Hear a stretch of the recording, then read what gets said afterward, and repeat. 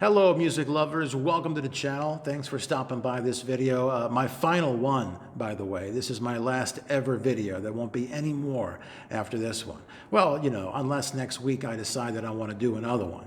But, it's only if I decide that I want to do it though. That's the only stipulation. And, it's not like I'm the only one that ever came up with this. I mean, plenty of people have decided that they're going to go away, say goodbye, only to come back like nothing ever happened. Let's play a little game here, actually. See if you can identify who this artist is. I'll give you a hint. It's a female artist. This is what she said back in 2002. All right, she says, if I come back in 5 years, I'd be driving around in one of those carts with the joysticks. This truly is it. All right, so that was 2002, and of course the gravy train did not stop. It kept on going. This is what she had to say in 2014. She says, "This is my farewell tour. I'm never coming back. I swear to God." All right, so, swearing to God, it's got some weight. It's not like signing a contract or anything, but definitely you would say, well, who swears to God and then doesn't deliver on that promise? Well, let's see what she's doing in 2020. Here we go. It's such a joke that Cher is going to be on her Here We Go Again tour in 2020. You can even buy a shirt to commemorate it. Now, I wonder if she was taking advice from somebody that she knew at one time. I'm not going to tell you who he is, but this is what he had to say about his farewell tour with his band. All right, see if you can identify this guy. There just aren't any more mountains to climb. We want to go out in style with the people that put us here, the fans. Yeah, that was God himself, Gene Simmons, singing that about Kiss. We all know that they went on a farewell tour, and they're saying goodbye now. Even 20 years later, they're in the midst of a 3-year goodbye tour. We'll see how that goes. Now, how about this one? Let's see if you can identify this guy. This is from 1992. This is absolutely for real. It's the end of the road for me. I've been doing it for 25 years and I want to go home. I've got a house I never see. I got a car I never drive. I got a family I never go home to. That's right, it was the Prince of Darkness himself, Ozzy Osbourne.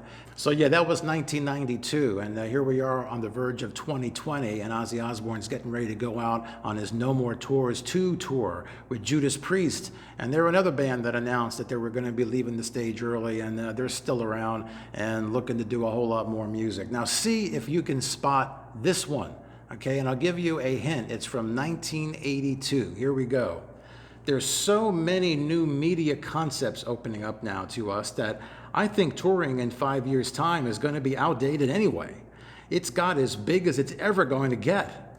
What are we going to do next time around? We can't play any bigger stadiums to any more people. We'd just be parodying ourselves. So yeah, that was Roger Daltrey of The Who from 1982 when they broke up. And I remember I was in college in the late 80s. They got back together, went back on the road, and they're still on the road. They're still going, have a new album coming out soon. Now let's see if you can identify this guy here. This goes back to 1977. I made a decision tonight that this is going to be the last show. There's a lot more to me than playing on the road, and this is the last one I'm going to do. That was Elton John, 1977. What has he got planned for 2020? Oh yeah, it's the Farewell Yellow Brick Road Tour that's been going on for, I don't know for how long. So he's saying goodbye, finally, I think, I don't know. Now this next one's gonna be tough. I don't know if you're ever gonna get this one, but, and I'm not gonna give you any hints either. Let's see if you can spot this one, all right? Legally, we can't play again. The only loophole is if all 4 band members agreed to do it. We could override our own contract, but we know that will never happen. There are people in this band who will refuse to ever do it again, and you're talking to one of them. There is no amount of money that would ever make me do it again because I have such pride in how we're ending it.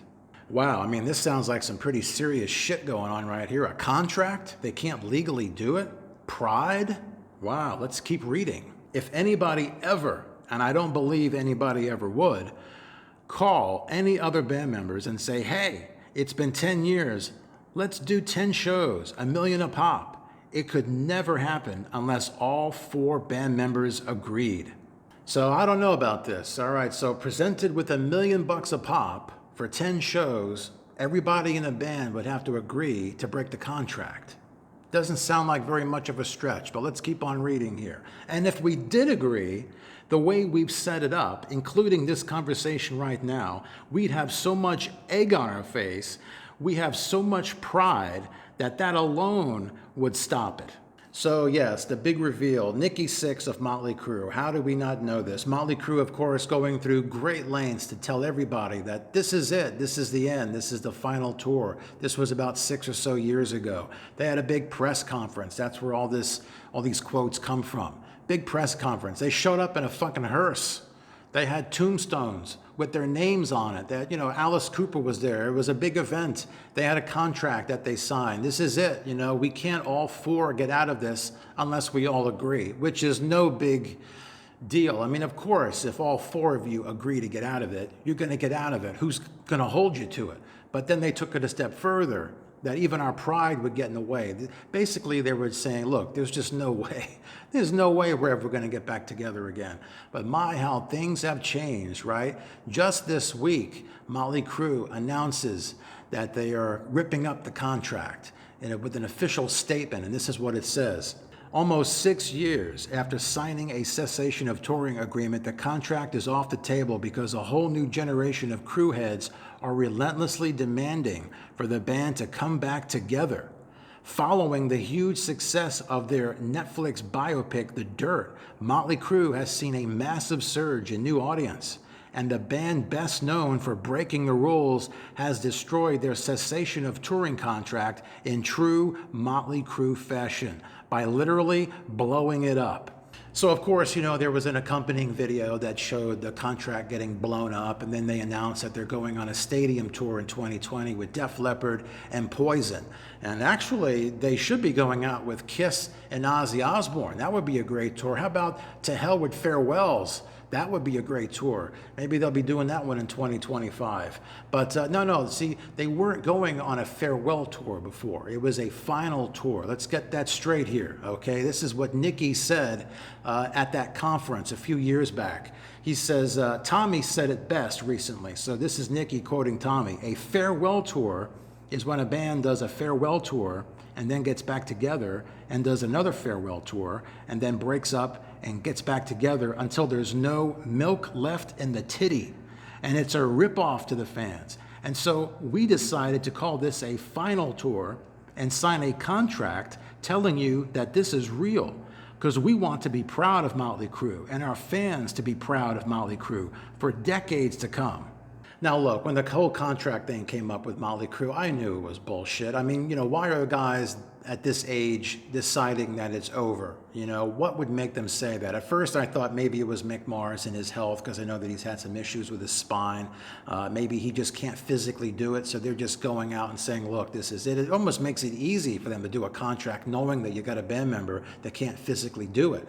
But Mick came out later and said, that's bullshit, I'm fine. They didn't do this because of me. So matter of fact, he came out and doubled down in a 2014 interview when asked, what if the band did get back after this contract? This is what he had to say. He said, let me put it this way.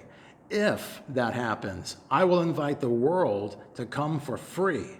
So it's like, it's not enough to just say that this is the final tour and do a contract and say our pride would get in the way. But now it's like, you guys can come for free if we ever do this. It's like so much doubling down, so much reassurance. And now it's all over because their movie did so well. And they got people who are demanding to see them who have never seen them before. Like this is some novel new concept or something. It's like there's always going to be new fans. There's always going to be people that haven't seen you before. Is this enough to override the pride that you talked about? What does your word mean? Well, apparently Motley Crue's word is dirt.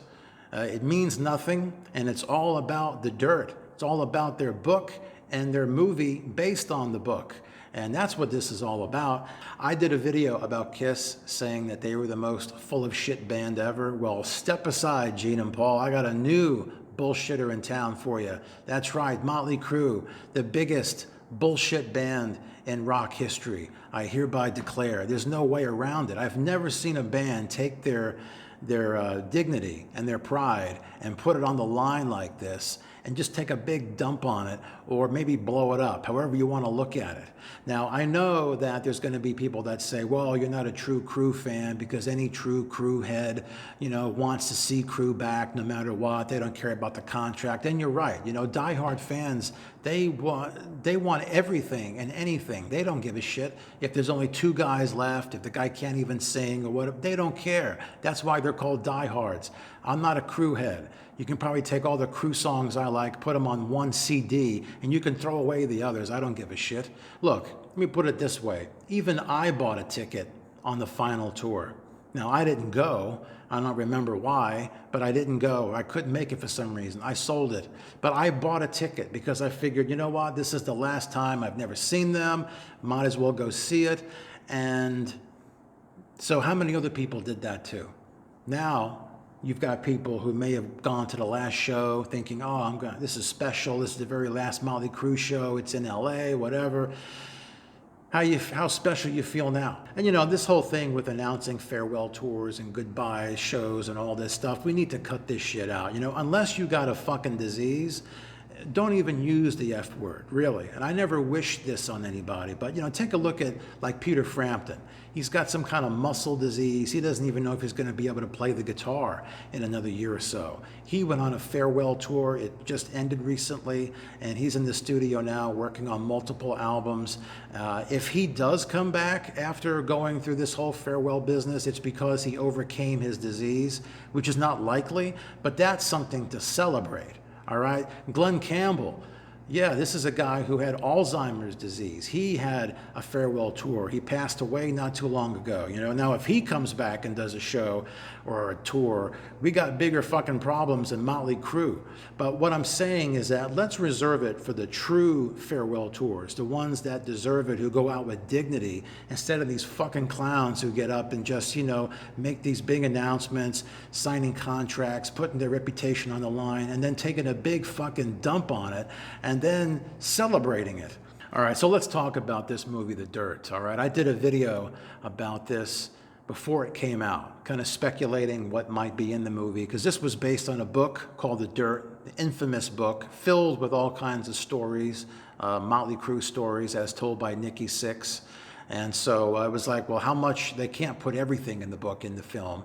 So I was talking a lot about that. And one of the things that I speculated on came true, how the movie started. I thought it would start the same way the book did, with Bullwinkle. That's right, Bullwinkle is this chick that Tommy Lee was going out with at the time. I think they called her Bullwinkle because she looked like a moose, but that's beside the point. All right, so the thing opens up, they're at this party, right? Tommy Lee is with this girl at this party. Let's just say he was very enamored with this ability that she had, okay? And actually, I got the rights to show you the opening of the film. Would you like to see it? I know you would. Very, very controversial scene. So here it is. I'm going to show it to you now. I don't want to talk about it too much more. I don't want to give it away, okay? But here is the opening of The Dirt, okay? So, as you can imagine, the fans were just gushing over this new movie, and I can see why it got them a lot of new fans. However, how much of this movie is accurate? How much of the book is accurate? Well, this all got called into question earlier this year when there was a not so funny story that came out of the book about Nikki Sixx and a girl that he was getting with in a closet. Apparently, Nikki Sixx was, with this chick in the closet having sex, and then he leaves her to go get Tommy Lee, brings Tommy Lee in, and let's just say that, Tommy Lee took over. But the girl didn't know that it was Tommy Lee. And so Nikki Sixx was questioned about this event that was in the book. Of course, this wasn't in the film, but this is what Nikki Sixx had to say when presented with this allegation. He said, I don't actually recall that story in the book beyond reading it. I have no clue why it's in there other than I was out of my head and it's possibly greatly embellished or I made it up. Those words were irresponsible on my part. I am sorry. So basically we have here Nicky denying the whole story. You know, he doesn't even remember it, even going as far to say that it could have been made up totally. Now, Nicky wrote this book with a guy named Neil Strauss. Okay, he's the actual writer, but Nicky was like feeding him stories. So here we have Nicky basically saying, I don't know anything about this story. And I would expect him to say that. Let's say that it was true, right? And he was just gloating at the time that he wrote this book. What good would it do him to admit that now? You know, especially when all this came out, it was right before the movie was getting ready to come out. It would have potentially tanked the whole thing. I could have seen Netflix pulling it, especially with the climate that we're in now.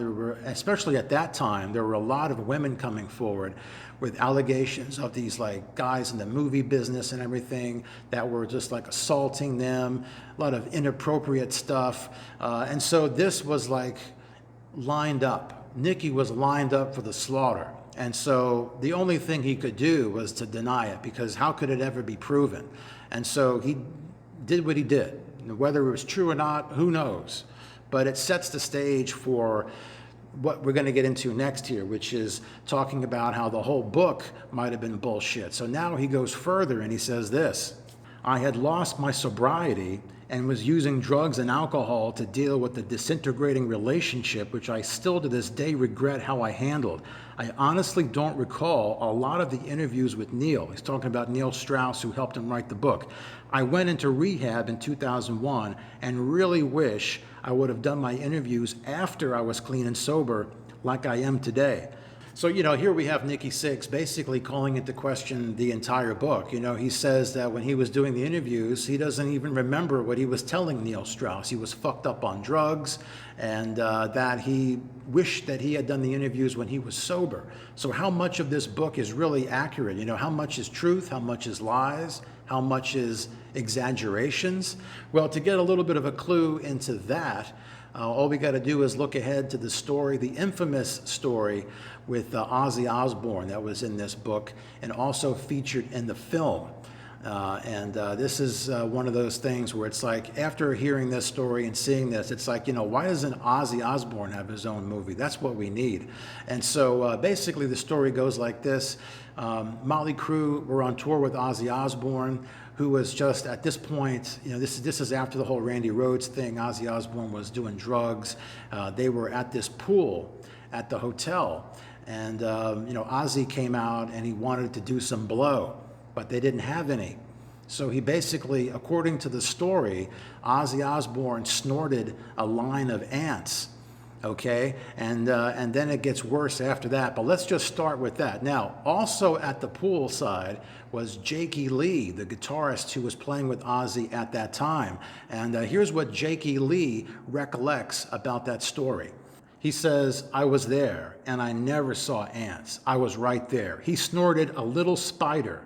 There was not a trail of fucking ants there. Tommy says it, Nicky says it, Ozzy says it. They were fucked up. I was not. I was just trying to get a fucking suntan. That's all I was doing. They were getting fucked up. Ozzy snorted a little tiny stupid spider that was crawling across. There was no ants. There was no fucking ants. I don't care what the other guys say. There was no ants. So I know you're probably saying, well, what's the big deal with the fucking ants? So what if it was an ant, it was a spider? Well, you know, it's just that this is all part of the legend. I mean, look, even if you go to Netflix and you try to pull up the dirt to go watch it, the thumbnail that Netflix uses is Ozzy snorting a fucking row of ants. So it's like, you know, this is just all predicated on bullshit. All right, so the story gets even better or worse, depending on how you want to look at it. Right after the snorting of the ants or the spider, Ozzy Osbourne takes a leak and he licks it up by the side of the pool. And Nicky Sixx, wanting to compete with Ozzy, he takes a piss, and just as he's getting ready to drink his own piss, Ozzy beats him to it. Well, here's Jakey Lee's side of the story. Now, keep in mind, everybody is fucked up. Jakey Lee is not. He's just sitting there trying to get some sun before the show, and this is what he has to say. He says, I do remember at one point Ozzy was sitting there. he got this weird look on his face. He was sitting on the concrete and piss started flowing out underneath him. Nicky saw that and he went over and pissed on the girl that he was with in the lounge chair. She was not happy about it. And that's when Ozzy bent over and started licking his own green piss up.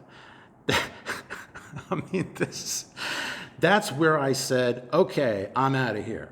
Not only is that happening, there's families on the other side of the pool, children and mothers and fathers looking horrified like, what the fuck is going on over there? So here we go again. You know, in the movie, Nicky Sixx did not take a piss on his girlfriend. You know, that was left out. It was turned into something else. And so you have to wonder, you know, these stories may have some truth to them. You know, they're by the pool, Ozzy comes out and there's some shenanigans, but a lot of it is apparently blown up and distorted and people are just, you know, Motley Crue are laughing all the way to the fucking bank. So really what we've got here is a book called The Dirt that's an exaggeration of what really happened, and who knows how much of it is true. We have a guy that was giving stories, telling stories, he was fucked up, doesn't even remember it, regrets giving these interviews that make up this book. And then we have a movie based on this book that exaggerates and twists things further to make a good movie. Because the movie had its own share of issues with acting. Now, I mean, nothing as blatantly bad as like Bohemian Rhapsody. You know, they didn't, nothing that bad. I mean, Bohemian Rhapsody, I did a whole video about that mess and how they really just took liberties beyond belief with that. You know, Freddie Mercury announcing that he had AIDS right before Live Aid. He didn't even know that he had AIDS, let alone tell the band right before the show. That's pretty major. You know, characters that didn't even exist. That was bad, very, very bad. But this one, okay, nothing crazy like that. But there were definitely some inconsistencies where it's like, you know, if you're watching this movie to try to get an accurate history of Motley Crue, well, just don't. And like, for instance, you know, the very first show that Motley Crue played, in the movie, it was depicted as this real small room. This guy spits on Vince Neil. Vince jumps into the audience and they starts a fight and all this stuff. When in reality, Motley's first show was at the Starwood, opening up for Y&T, much bigger crowd, just historically not accurate. Then there's this thing about Doc McGee getting fired. In the movie, Doc McGee was fired because he tried to reunite Nicky Sixx with his mother. And that never happened. Doc McGee never even met Nicky's mother, never tried to make any kind of like a reunion. In reality, what happened was Doc McGee was let go, or he left after Tommy assaulted him. When he learned that Bon Jovi got to use pyro and Motley Crue didn't. And so they didn't include that in there. As a matter of fact, Tommy Lee is, in this movie, for the most part, comes across as just this obnoxious guy, just kind of goofy, and with a lot of energy that doesn't know what to do with, crazed drug guy. When in reality, he was much more abusive. There is a scene where he punches a woman in the face, but they leave out the whole Pam Anderson thing. She's not even in the movie. His marriage to Pam isn't in there. The fact that he abused her and went to jail for 6 months isn't in there. The whole sex tape thing isn't in there. And, you know, maybe Pam didn't want this. You know, maybe Pamela Anderson was like, look, you know, it happened, but I don't want to put this back into the public again as far as all this stuff, especially the sex tape. Could you imagine if that was featured in this film? There would be a demand for that to go out there and be sold again. You know, just like there's a demand for the band to go on the road again, there probably would have been a big demand for this sex tape and, you know, just more talk about how Tommy was abusive. You know, she's got kids. Does she want to bring all this shit up again? You know, no, the band does. You know, so with Motley Crue, we have a band here that is basically drawing up a new fan base, a lot of interest, and it's off of bullshit stories, exaggerations, lies. And if this is worth breaking your word and your dignity, then maybe you didn't have any to begin with, really, to be honest with you. Putting out the book to begin with, fucked up, telling stories about people that you assaulted or you mistreated, and certainly there were people that lost their lives and their lives are forever changed as a result of the stupid bullshit that these guys in Motley Crue did. And they just revel in all these stories. And if you want to go see these guys live as a result, then knock yourself out. Why anybody would want to go see Motley Crue in this day and age, I have no idea. Have you heard Vince Neil lately?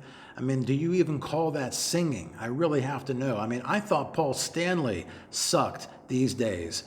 Paul Stanley sounds like fucking Pavarotti next to Vince Neil, okay? I'm gonna play you a clip of Vince Neil, and this is real, okay? I'm gonna play this for you. This is not doctored, okay? So here it is. Here is Vince Neil singing Dr. Feelgood. Here we go.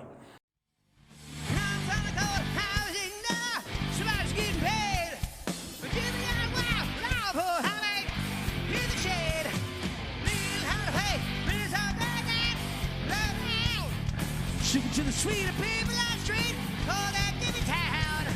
So, yeah, are you guys running to buy tickets to go see this shit show or what? You know, and just so you know, that was real, okay? And I know it sounded like an animal getting strangled in the woods, but that was some true stuff there. Now, this can easily be fixed, okay? That's the good news. You know, just like Axl Rose, when he broke his leg, he borrowed Dave Grohl's throne from when he broke his leg. It didn't stop him from getting out there and playing to thousands of fans.